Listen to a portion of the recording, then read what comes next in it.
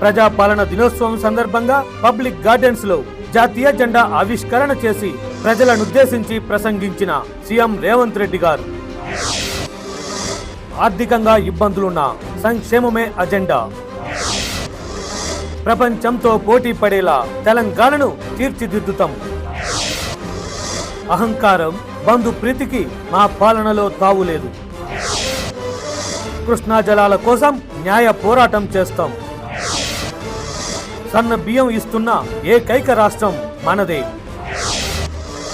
20 నెలల్లో 60,000 ఉద్యోగాలు భర్తీ చేసినాం,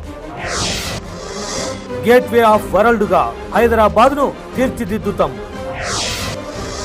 గంజాయి డ్రగ్స్ దందాలు ఎంత పెద్దవాళ్లు ఉన్నా వదలం,